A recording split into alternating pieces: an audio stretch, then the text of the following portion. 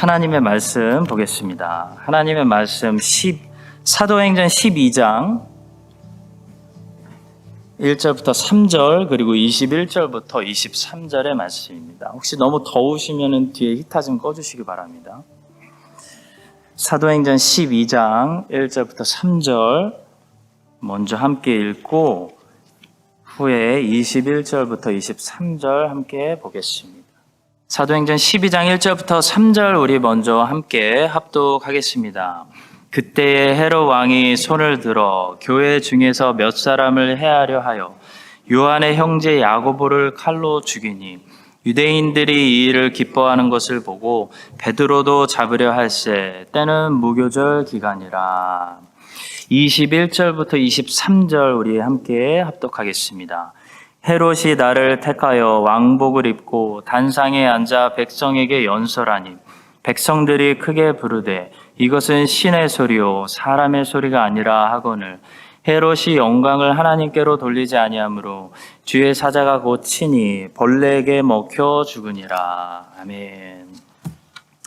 네, 오늘은 사도행전 21번째 시간으로 헤롯 아그리파 1세가 주는 교훈들이라는 제목을 가지고 말씀을 나누겠습니다. 사도행전의 전반부가 이제 거의 끝났습니다. 사도행전은 크게 전반부와 후반부로 나눌 수 있는데요. 1장부터 12장까지는 예루살렘 교회와 사도 베드로를 중심으로 주로 유대인 출신 그리스도인들에 관한 이야기들이 중심을 이루고 있습니다. 그것이 전반전입니다. 그런데 바울의 전도 여행이 시작되는 이 13장부터는 후반부인데요. 안디옥 교회와 사도 바울을 중심으로 이방인 출신 그리스도인들에 관한 이야기들이 중심을 이루고 있습니다.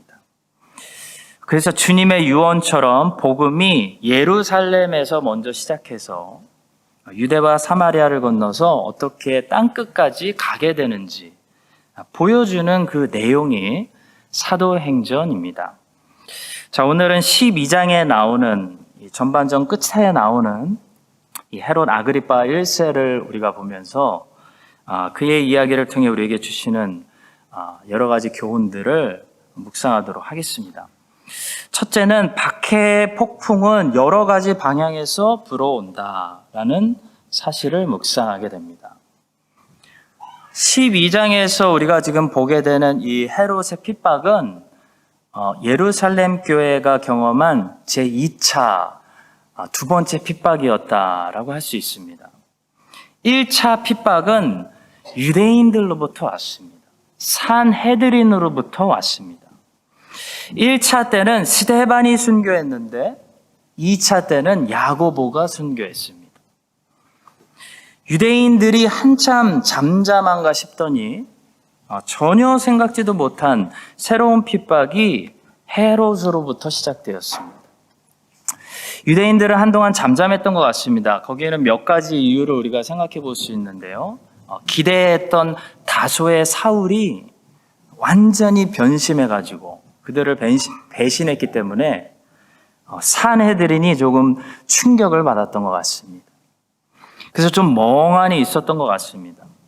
원래는 이 사울을 통해서 다메섹까지 가서 그리스도인들 다 잡아다가 재판하려고 했었는데요. 갑자기 사울이 배신하는 바람에 모든 계획이 물거품이 되었습니다. 또 가말리엘의 충고가 그들을 어느 정도 잠잠하게 했던 것 같습니다. 가말리엘이 뭐라고 충고했죠? 가만히 놔두자. 만약에 이 사람들이 하나님으로부터 났으면 우리가 하나님을 반대하게 되고 그들이 하나님으로부터 나지 않았으면 이러다가 조용히 없어진다. 예전에도 이런 이단자들이 많이 있었다라고 지혜로운 조언을 했습니다. 가말리엘의 말에 파워가 있어가지고 산헤드린이 핍박을 멈추고 몇 년 동안 좀 잠잠히 있었던 것 같습니다. 비록 스데반을 잃었지만 예루살렘 교회는 다시 안정을 찾았습니다. 다시 평화를 누릴 수 있었습니다. 그런데 본문을 보니까 또 핍박이 시작되죠. 예루살렘의 2차 핍박이 시작됩니다. 전혀 생각지도 못한 사람으로부터 핍박이 시작되었습니다. 바로 헤롯 왕이었습니다. 헤롯 왕은 솔직히 굳이 그리스도인들을 핍박할 이유가 없는 사람입니다. 그리스도인들도 헤롯 왕을 해한 적이 없습니다. 그런데 헤롯이 야고보를 붙잡아 죽이더니 유대인들이 기뻐하는 것을 보고 베드로까지도 지금 죽이려고 가뒀다는 거죠. 갑자기 일어났습니다. 성도 여러분, 여기서 우리가 어떤 교훈을 얻을 수 있을까요? 박해의 폭풍은 여러 가지 방향에서 불어올 수 있다는 사실을 보게 됩니다. 바람이 절대로 한 방향에서만 불지 않는 것처럼 바람이 어느 방향으로 불어올지 아무도 모르는 것처럼 하나가 잠잠해지고 문제가 하나 해결되었다고 해서 이제 됐다 안심할 수 없다는 거죠. 박해는 늘 있다는 겁니다. 박해는 또 옵니다. 기대하십시오. 누가 박해의 도구가 될지는 아무도 모릅니다. 얀 후스라는 전 종교개혁자가 있었습니다. 그분은 가장 친하게 지냈던 베스트 프렌드, 절친에게 나중에 배신을 당해서 결국 감옥에 갇히고 순교의 자리까지 나아가게 되었습니다. 함께 종교개혁을 함께 이야기하고 꿈꾸던 그 친구에게 배신당하고 순교의 자리까지 나아가는 이 얀 후스의 전기를 읽으면서 참 관계는 어떻게 될지 아무도 모른다. 사람 일을 아무도 모른다라는 것을 다시 느꼈습니다. 여로보암은 솔로몬의 부하였습니다. 그런 여로보암이 자기를 반역해서 나라를 찢어서 나가는 그런 사람이 될지 솔로몬, 그렇게 지혜가 많은 솔로몬도 전혀 몰랐다는 거죠. 지혜로 알 수 있는 영역이 아니라는 겁니다. 예측할 수 없다는 거죠. 하나님이 솔로몬의 죄를 심판하시기 위해서 여로보암을 사용하셔서 그렇게 하셨지만 솔로몬 입장에서는 정말 황당하고 정말 인생 모르는구나 배신감을 느꼈을 겁니다. 성도 여러분, 우리가 하나님을 배신하면 하나님께서 언제나 새로운 폭풍을 오게 하실 수 있는데요. 그 폭풍이 어느 방향으로 올지 전혀 짐작할 수 없다는 거죠. 생각지도 못한 사람이 들고 일어난다는 거죠. 우리가 무엇을 그래서 기억해야 됩니까? 우리가 평안한 관계 속에 있다면, 우리가 평안한 관계 속에 있다는 것은 우리가 괜찮은 사람이어서가 아니라 하나님이 은혜로 평화를 주시기 때문입니다. 하나님이 만약에 우리의 죄를 책망하시기 위해서 들고 일어나시면 엉뚱한 사람들이 나를 죽이겠다고 일어나는 그런 일들이 일어난다는 거죠. 언제라도 일어난다는 거죠. 다윗이 바세바와 간음한 결과로 혹독한 인생의 쓴맛을 경험했죠. 다윗의 사람들이 다 일어났습니다. 옆 나라에서 쳐로 들어온 거 아닙니다. 다윗의 사람들이 일어나가지고 다윗을 죽이려고 했던 때가 많이 있었습니다. 사랑하는 아들 압살롬이 일어나고요. 충신 아히도벨이 배신하고 또 나중에는 엉뚱한 아들 아도니아가 계략을 꾸미고 평생 같이 전쟁을 싸웠던 요압이 글로 붙어버리고 평생을 다윗이 돌봐주었던 아비아달까지 아도니아에게 붙어버렸습니다. 성도 여러분, 잔잔한 평화는 하나님이 주시는 것입니다. 내가 인간관계를 잘하고 내가 미리 작전을 써놓는다고 모든 문제 터질 곳을 차단해 놓는다고 평화를 지킬 수 있다고 생각하지 마십시오. 하나님이 흔들어 버리면 전혀 생각지도 못한 방향에서 새로운 문제가 터지고 새로운 폭풍이 옵니다. 여러분과 제가 이 사실을 기억하고 오늘의 평화와 안전은 하나님이 주시는 거구나 라는 사실을 깨닫고 오늘 주시는 이 평화에 감사하며 평화 주실 때 하나님께 잘 순종하고 하나님의 섭리 가운데 새로운 폭풍이 몰려올 때도 깜짝 놀라지 마시고 올 게 왔구나 생각하고 주님 앞에 언제나 우리 자신을 먼저 돌아보고 점검하는 그런 신앙인들, 바른 신앙인들 될 수 있기를 주님의 이름으로 축복합니다. 두 번째입니다. 첫 번째 죄를 조심해야 된다. 처음 짓는 죄를 조심해야 된다라는 말씀입니다. 한 번 죄를 지면 그 다음 죄는 처음 죄보다 짓기 훨씬 더 쉬워집니다. 야고보를 죽이기가 어려운 것이지 야고보를 한번 죽이면 베드로는 죽이기 쉽다는 거죠. 죄는 항상 발전합니다. 죄는 항상 갈수록 정도가 더 심각해집니다. 그러나 그 심각성은 오히려 반대로 갈수록 우리가 못 느끼게 되고 죄에 무뎌지는 그런 위험한 성향을 죄는 가지고 있습니다. 헤롯이 왜 갑자기 야고보를 죽이기로 결단했는지 정확한 이유는 알 수 없습니다. 아마도 세례 요한이 옛날에 헤롯 안티파스의 죄를 거리낌없이 책망해서 헤롯 안티파스가 세례 요한을 감옥에 가두었던 것처럼 보아너게의 별명을 가지고 있었던 이 불같은 야고보가 헤롯 아그리파 왕의 죄를 과감하게 공개적으로 책망하지 않았을까 그저 상상해 볼 수는 있습니다. 어쨌든 헤롯 아그리파 왕은 유대인들을 처음 핍박하기 시작합니다. 교회 중에서 몇 사람을 해치려고 처음 시도했고 끝내 처음으로 자기 손으로 피를 묻혀서 유대인, 그리스도인 야고보를 칼로 죽이는 죄를 짓고 말았습니다. 자, 그랬는데 거기서 멈추질 않더라는 거죠. 죄는 절대로 거기서 끝나지 않습니다. 죄를 끝낼 수 있는 것은 회개밖에 없습니다. 회개하지 않으면 죄는 멈추지 않습니다. 멈출 줄 모릅니다. 쉴 줄 모릅니다. 계속 전진하죠. 그냥 전진만 하는 것이 아니고 점점 더 크게 발전합니다. 그냥 크기만 커지는 것이 아니고 그 내용과 정도가 더 악해집니다. 그 내용도 악해집니다. 그냥 정도만 더 악해지는 것도 아니고 죄의 심각성을 우리가 점점 더 덜 느끼게 됩니다. 익숙해지는 거죠. 죄에 무디어지게 되게 만듭니다. 헤롯은 처음에 야고보를 죽이기 전까지 나름 양심의 가책을 느꼈을 것입니다. 야고보라는 이 큰 무리의 리더를 별 재판도 없이 죽인다는 것은 아무리 고대 왕이지만 절대로 쉬운 일이 아닙니다. 특히 재판을 중요하게 생각하는 로마 사회에서는 절대로 쉬운 일이 아닙니다. 간단한 문제가 아닙니다. 빌라도가 죄가 없는 예수님을 그렇게 놓으려고 애썼다는 것을 기억하십시오. 빌립보 사람들이 죄명도 없는 바울과 실라를 시컨 때리고 가두었다는 사실에 나중에 몸을 떨었다는 사실을 기억하십시오.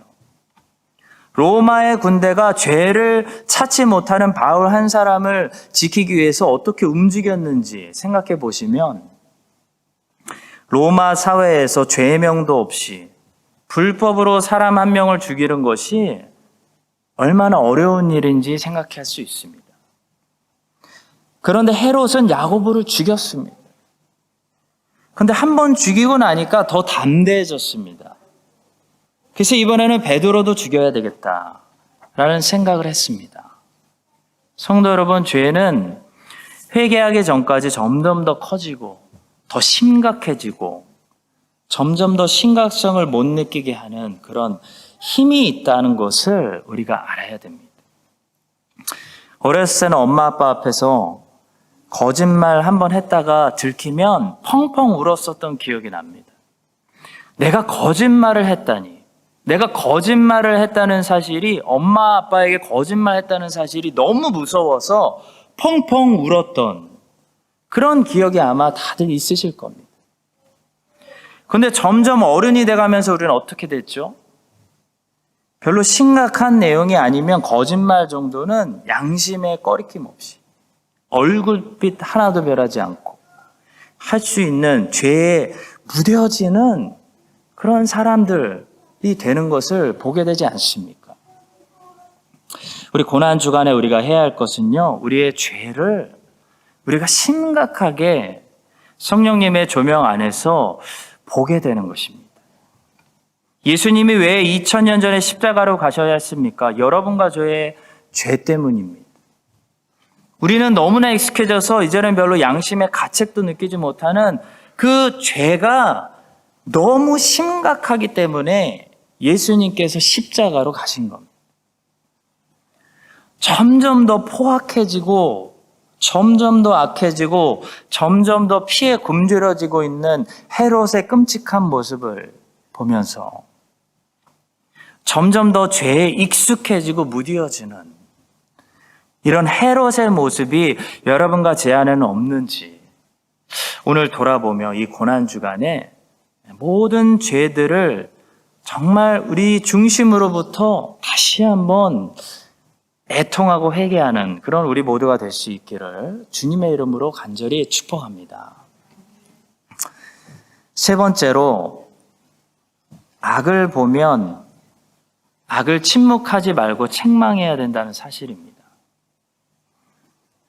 악을 보고 악을 책망하지 않고 동조해서 그 사람이 더 악한 죄를 담대히 짓도록 만들어버린 유대인들의 잘못을 묵상하게 됩니다. 초등학교 아이가 지갑을 훔쳤습니다. 그때 옆에 있는 친구가 그 순간에 어떻게 반응하느냐에 따라서 이 도둑질한 아이가 좀도둑으로 여기서 끝날 것인지 아니면 더 발전해서 진짜 도둑놈이 될 것인지 결정될 수 있습니다. 너 미쳤어? 아무리 그래도 그렇지 지갑을 훔쳐 빨리 다시 갖다 놓자. 한마디만 친구가 진심으로 충고해줘도요, 이 지갑을 훔친 아이는 양심이 아직 살아있고 죄책감 때문에 두려움 때문에 다음 죄를 쉽게 지을 수가 없게 됩니다. 범죄자들을 조사해 보면 충고해주는 사람이 없었습니다. 히틀러가 왜 히틀러가 됐습니까? 책망해주는 사람이 없었습니다. 그를 말리는 사람이 없었습니다. 성도 여러분, 충고와 책망이 생각보다 너무나 중요합니다. 주님께서 선지자들을 보내셔서 계속 충고하시고 책망하셨을 때와 주님께서 아예 선지자들을 보내지 않으시고 내버려 두실 때는 완전히 다른 결과가 나타났습니다. 아무리 선지자들을 때려 죽이고 그들의 말을 듣지 않았어도 선지자들이 계속 나타나서 충고하고 책망하고 율법을 선포하면 탈선으로 가더라도 쉽게 빠르게 가지 못한다는 겁니다. 죄책감 때문에. 근데 반대로 침묵하면 아예 책망이 사라져버리면 쉽고 빠르게 탈선으로 달려갑니다. 성도 여러분, 사회가 부패하는 것 자체가 우리를 놀라게 하는 것이 아닙니다. 인간이 사는 사회는 항상 원래 부패했습니다. 원래 타락으로 가는 거죠. 그런데 우리가 놀라는 것은 속력입니다. 그 담대함입니다. 그 뻔뻔함입니다.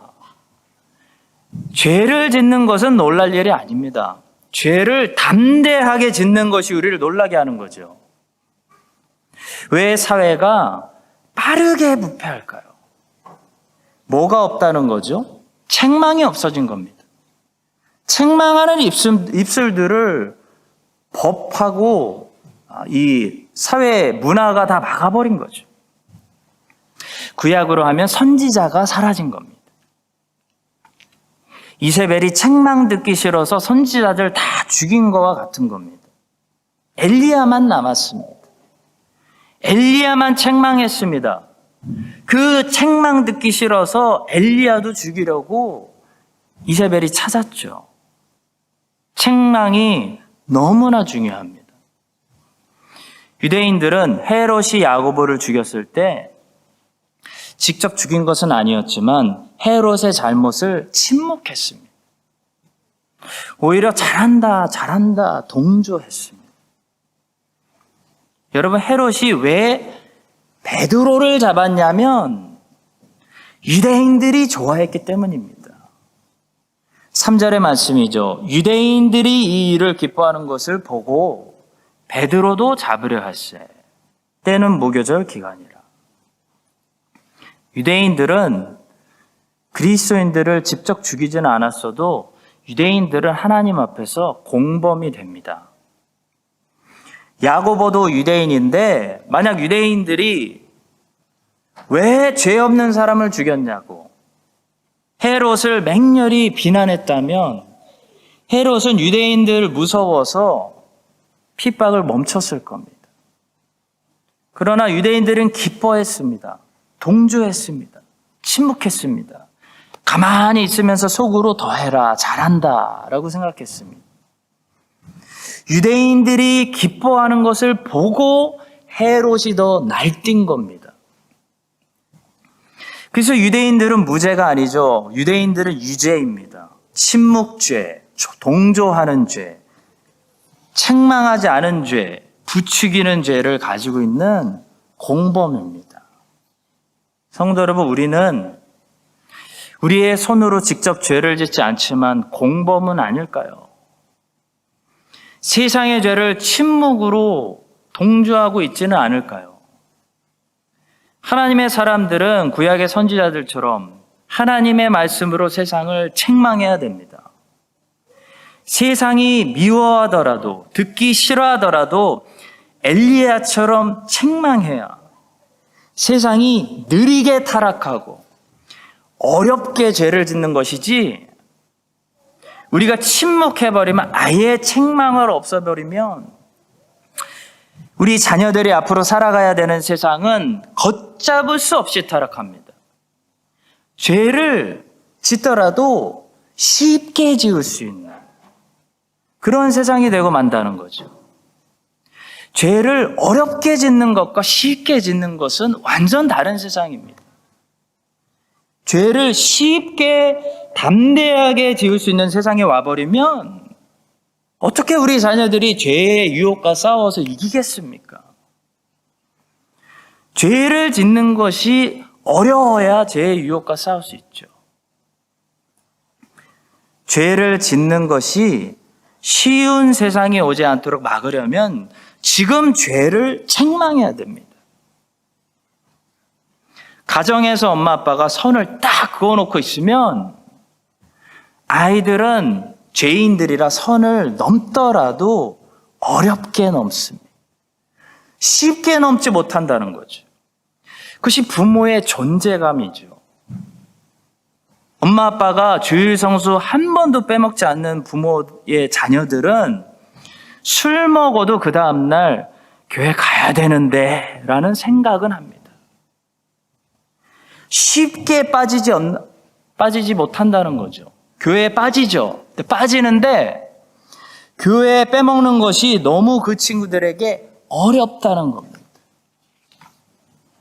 엘리야가 말 안 해도 엘리야가 이스라엘 땅에서 살고 있다는 사실 하나만 가지고도 아합은 죄를 지을 때 눈치를 보고 양심에 찔리게 되고 두려워하게 되는 것입니다. 이세벨이 그걸 아니까 답답해서 엘리야를 죽이려고 하는 겁니다. 성도 여러분, 우리는 그렇게 존재만으로도 세상 사람들에게 거룩한 불편함을 줘야 됩니다. 나 때문에 세상 사람들의 술맛이 떨어져야 됩니다. 야, 저 예수쟁이 오면 술맛 떨어진다. 죄 없이 몰래 우리끼리 가자. 이렇게 크리스찬 때문에 죄 짓는 것이 어려워야 됩니다. 우리는 세상에 불편한 존재가 돼야 됩니다. 편한 존재가 되면 안 됩니다. 편한 존재가 되었다는 것은 우리가 세상에 속했다는 것을 말합니다. 동조하는 죄는 심각한 죄입니다. 여러분과 제가 엘리야처럼 세상을 책망하는 사람들, 세상의 죄에 절대로 동조할 수 없는 사람들. 그래서 세상으로부터 우리가 미움을 받을지언정 흡수당하지 않는, 세상 사람들이 우리들 때문에 어렵게 죄를 짓는, 숨어서 죄를 짓는, 담대하게 죄를 짓지 못하는, 막 말하다가도 우리가 딱 나타나면 욕을 하지 못하는 그런 불편한 사람들이 될 수 있기를 주님의 이름으로 간절히 축복합니다. 마지막 네 번째로, 우리가 두 번째로 읽은 이 21절부터 23절을 보시면 패망 직전에 헤롯의 죄는 교만이었다는 것을 보게 됩니다.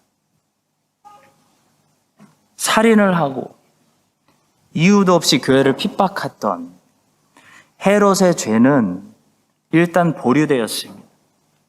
나중 최종 심판으로 보류되었습니다. 자, 그런데 두 번째 본문을 보니까 헤롯이 한 방에 그 자리에서 하나님의 심판을 받았는데요. 하나님께서 도저히 최종 심판 때까지 보류하시지 못할 정도로 급하게 심판을 내려서 헤롯을 이 땅에서 없애버려야 하실 정도로 하나님을 진노하게 했던 죄는 그의 교만함이었습니다. 사람들이 헤롯에게 아부하려고 뭐라고 했냐면, 당신은 사람이 아닙니다. 당신은 신입니다. 이건 신의 목소리다. 헤롯을 신격화하는 아부를 했습니다. 자, 그때 아무리 약한 사람이어도 양심이 살아있다면 내가 신은 아니지 하고 내려왔어야 되는데, 성경은 뭐라고 기록하죠? 23절에 헤롯이 영광을 하나님께 돌리지 아니함으로. 이게 무슨 말씀일까요? 마땅히 하나님께 돌아가야 할 신적인 경배를 하나님께 돌리지 않고 자기가 받았다는 겁니다. 맞아, 내가 신이지. 나 정도면 신이라고 할 수 있지. 나를 찬양하고 나를 경배해라. 이런 교만의 극치에 올라갔다는 겁니다. 자, 그랬을 때 어떻게 됐죠? 급한 심판이 그에게 내려왔습니다. 23절, 헤롯이 영광을 하나님께 돌리지 아니하므로 주의 사자가 곧 쳐버리니 벌레에게 먹혀 죽으니라. 곧이라는 말을 주목하십시오. 영어로 immediately, 즉시라는 말이죠. 하나님이 즉시 치셨다는 것입니다. 하나님이 즉시 세상에서 없애버리셨다는 겁니다. 이 비슷한 사건이 어디서 나오냐면 다니엘서 4장에서 나오죠. 느부갓네살 왕이 어느 날 바벨론의 이 도시를 바라보면서 교만해져가지고, 야, 이 모든 것을 내가 이룬 거 아니냐, 내가 했지라고 교만했더니 그 말이 입에서 끝나기가 무섭게, 아니 끝나지 않았을 때 하나님께서 정신병으로 치셨다 말씀합니다. 유명한 이야기가 있습니다. 다니엘서 4장 30절과 31절입니다. 재밌습니다. 나 왕이 말하여 이르되 이 큰 바벨론은 내가 능력과 건세로 건설하여 나의 도성으로 삼고 이것으로 내 위엄의 영광을 나타낸 것이 아니냐 하였더니, 이 말이 아직도 나 왕의 입에 있을 때에 하늘에서 소리가 내려 이르되 느부갓네살 왕아, 내게 말하노니 나라의 왕위가 내게서 떠났느니라. 그러면서 느부갓네살이 짐승같이 풀을 뜯어먹고 몇 년 동안 정신병이 걸려가지고 지냈습니다. 그러다 나중에 정신이 돌아와서 자기가 얼마나 교만해서 하나님이 이 뇌에 핏줄 한번 탁 치니까 정신병 되는구나, 그걸 깨닫고 회개하고 돌아와서 아주 멋진 말을 남겼습니다. 다니엘 4장 37절입니다. 그러므로 지금 나 느부갓네살은 하늘의 왕을 찬양하며 칭송하며 경배하려니 그의 일이 다 진실하고 그의 행하심이 의로우심으로 교만하게 행하는 자를 그가 능히 낮추심이라. 성도 여러분, 하나님이 뇌에 핏줄 한번 탁 치시면 우린 정신병 걸리는 거죠. 느부갓네살은 겸손하여져서 하나님께 영광을 돌리면서 살았는데요.